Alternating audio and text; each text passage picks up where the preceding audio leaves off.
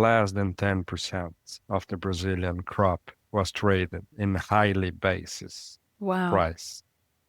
And for that,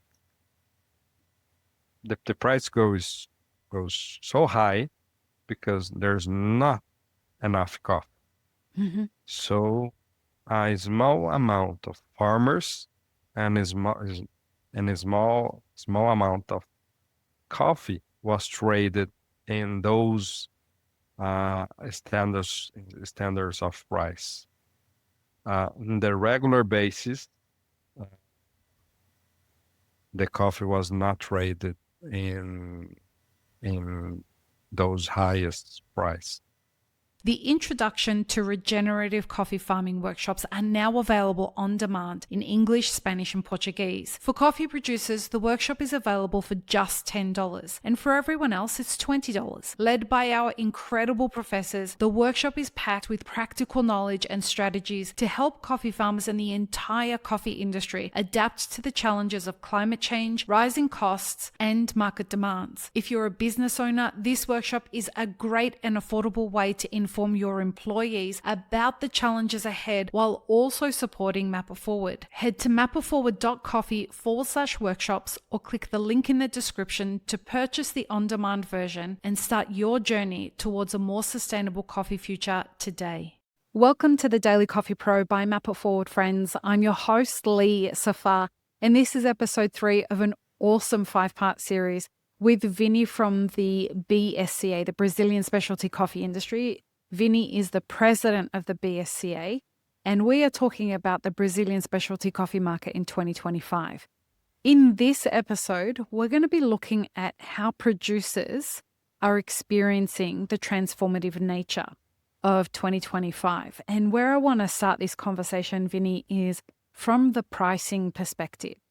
I imagine that coffee producers in Brazil have a lot of thoughts and are experiencing a lot of mixed emotions about the pricing situation that's happening, especially because there are a lot of producers who didn't have the yields where they were able to take advantage of these very high prices in relation to Brazil. And people need to understand the Brazilian market is much more mechanized than most other origins. And because of that, and they can have high yields and high efficiencies, when the price goes up, they tend to benefit more in general, and I'm generalizing there, but the understanding is that they benefit more because of the very high yields. However, because we're coming off of a very challenging 24-25 harvest, there's some mixed emotions around that, right, Vinny? Yeah, uh, uh, that's a really good thought. If 100% the Brazilian crop Mm, was traded mm, in the highest price, right. but that's not the reality. Mm, Less than 10% of the Brazilian crop was traded in highly basis wow. price. And for that, the price goes so high because there's not enough coffee. Mm-hmm. So a small amount of farmers and a small amount of coffee was traded in those standards of price. On the regular basis, uh, the coffee was not traded in in those highest price. So the Brazilian farmers, uh, in generally speaking, Mm-hmm. investing and have more money because they are more efficient, Mm-hmm. because they control their costs, because they invest in more in technology Mm-hmm. to produce more in a regular basis. And what's happening in the Brazilian market? the producers is moving to more quality oriented and more sustainability oriented to add more value to their coffees. Mm-hmm. So new practice, agroforest, regenerative, regenerative practices, more sustainability. Also was doing also because the farmers cares about their farming, Mm-hmm. their lands, but also because they are aiming to add more value for the coffee and even in quality process. In the first 3 months of 2025, uh, 20, more than 25% of all the coffee exports in Brazil was sustainability certified or a specialty. So Certified by uh, whom?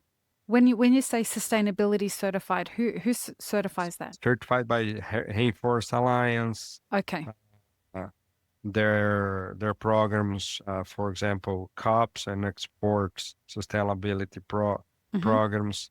Uh, uh, so more than 25% of the Brazilian coffee exports have an extra premium price if Mm. we compare to a commodity price that's New York less something. And that's the main reason. I really do not understand why the market price Brazilian coffee New York less.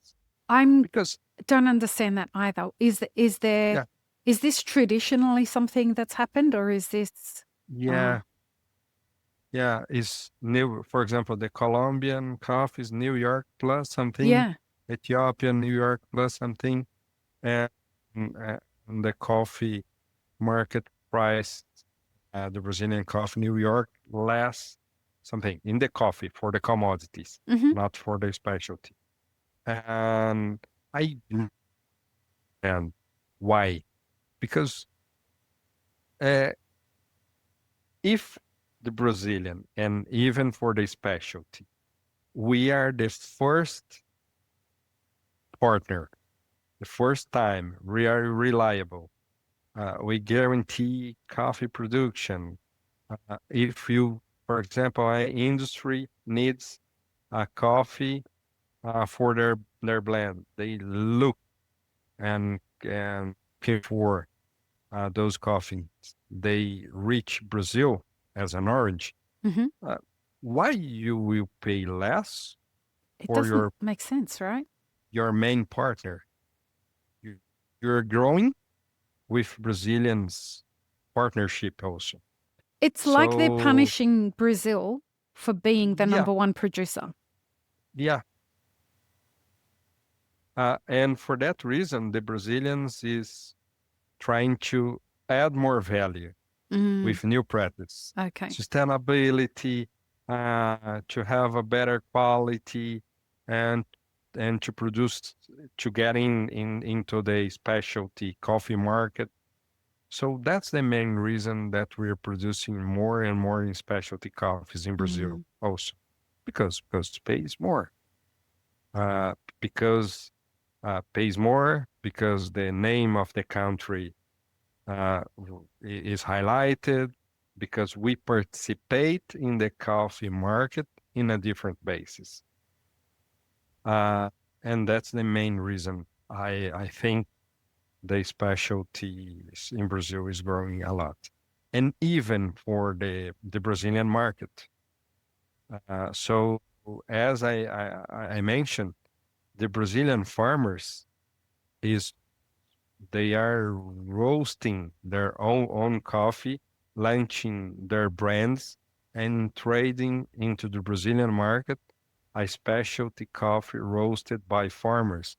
and a specialty coffee brand roasted by farmers and sell a lot.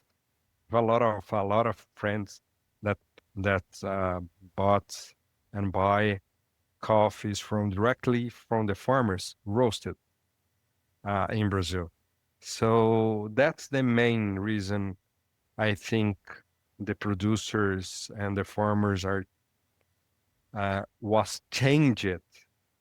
Their behavior and their practice was changed by the market because because they aim to add more value to their coffee.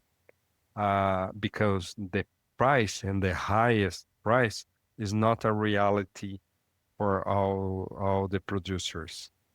Answer your question.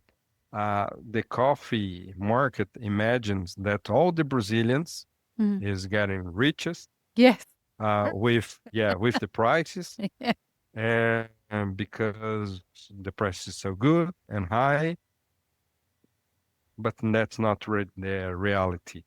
A small amount of the farmers had coffee enough to trade in those kind of At that uh, moment when the market was yeah doing what it was doing. yeah So if I understand it correctly, at the time that the market was really high, like up at around 440, the amount of coffee that was available for producers in Brazil to take advantage of that was not as significant as it could have been. yeah And at the same time, what I'm hearing you say is that coffee producers are trying to shift more to specialty coffee because they're not being punished by the specialty coffee market because of the position that they hold in the industry. yeah Where those two things are in competition for me in my head in a year like now is really where I want to go to with this conversation now. Because when we spoke in an earlier episode, you were saying that labor is a real issue this year. So these two things sound like they're in conflict, right? These the punishing nature of the New York exchange on Brazilian farmers versus the producers in Brazil being able to produce the quality of specialty that they want without having access to the labor. What I'm hearing from producers in Brazil is it makes more sense this year for me to sell directly into the commercial market because my access to labor is constrained. So if everything that I have, it's just easier to get rid of it in the commercial market, even though if I wait, I would be able to sell it into the specialty market. Are you seeing that on the wide range in Brazil right now? yeah some producers that's not change their production Mm-hmm. to be driven by the specialty practice probably will have a huge advantage in trade if the price remains in the same standard. But then in the specialty uh, coffee for the specialty coffee farmers also Mm-hmm. they try to increase their specialty production uh, because they are investing in more technologies to do it because they are thinking in a long term. Right. That's the main difference between the commercial Mm-hmm. and the specialty market. Mm-hmm. The specialty market is driven by a long term uh, uh, Agenda. agenda, Right. adopting new sustainability practices. For example, Felipe Cross, Mm-hmm. our friend, is not thinking about the next year crop. Mm. There, he's thinking for the next 20 years, Yeah. 30 years. And that's the main mentality and the main thought for the specialty producers in Brazil. So they are investing in new technologies, mechanizing uh, some production, changing the landscape to more quality driving priorities and and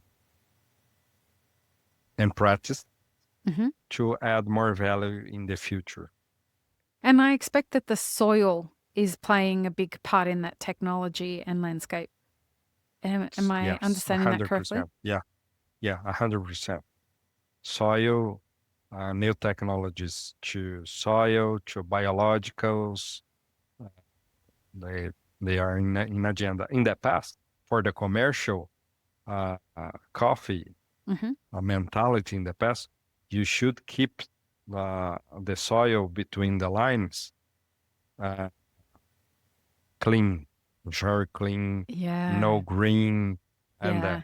No right ground now in cover. the yeah, and right now in the coffee, in the specialty coffee, but even for the commercial, they are adopting new sustainability practice to protect the soil because the temperature is going higher, and to have a better drain uh, and water manage for the soil also.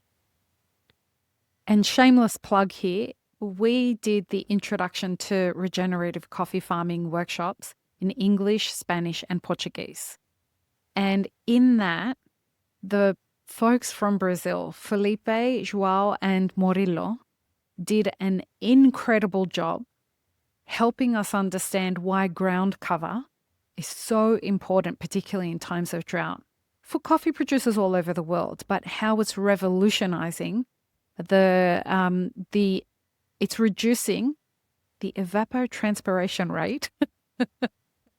I feel very proud of Yeah. myself, and Felipe will be very proud of me for remembering that. But it reduces the evapotranspiration rate. That is the rate that water leaves or is sucked out of the ground just by the temperature. And if coffee farmers can find a way to keep the soil more moist during times of drought, it's going to lead to healthier plants, healthier soil, more yield. And this is what we want farmers to be able to do in a more regenerative way. So if anyone's listening to this and they want to take that workshop, it is available on demand for $10. We want everyone to have access to that. We will have links in the show notes if you're interested in doing that. Okay. So go ahead, Vinny. Yeah, let's add one more Yes. thing that the specialty coffee was was driving a huge transformation in Brazil. Uh-huh. That's the case of Felipe, Yeah. the new generation of Of the coffee farmers. farmers also. Yes. This the That's a global problem. How to guarantee the new generation Succession. the succession, it's a huge problem in Yeah. the industries, in the family business, but even for the coffee. And the Yeah. specialty coffee creates an opportunity to the newer generation of the farmers also, like Felipe, adding more value, bringing new solutions for new and old problems. Mm. So Felipe is addressing uh, questions how to produce coffee in a more efficient way, even for all mankind. Uh, the, what's so beautiful in Mm. that kind of agenda, and so giving the opportunity to share their knowledge, Mm. like those uh, initiatives that we were talking in a more democratic and educational basis, adding more value. for the business, but also for the mankind also. When you look at a year that's as challenging as 2025, I look for opportunities to find hope everywhere that I can, because it's a very challenging year for all of us. Knowing that there are people like Felipe that are fighting as hard as they are is a place that we can find real hope in the future of coffee, because he's not taking the easy route. He is working very, very hard to make sure that he and the people that he works with across the value chain all get to survive this year and live another day. And I'm very close friends with Felipe. I know how hard he works to take care of his partners. There are very few people in this industry that can hold a candle to the efforts that Felipe goes to. And you know him very well too, Vini. Yeah. Yeah. And we're talking about a specialty. We're talking about that. Yeah, exactly. The That's future. what specialty is, right? Yeah. Yeah. So in the next episode, folks, we're talking about the role that regenerative agriculture is playing in securing Brazilian specialty coffee for the future. So join us for the 4th episode of this series. Peace, love, and peanut butter. Have an amazing rest of your day. I really hope you enjoyed this episode, friends. Please don't forget to show us some love by subscribing, liking, commenting, and most of all, sharing this podcast with your friends. Check the show notes for links, including our sponsors and our Patreon. And stay tuned for more great conversations on the Daily Coffee Pro by Map It Forward.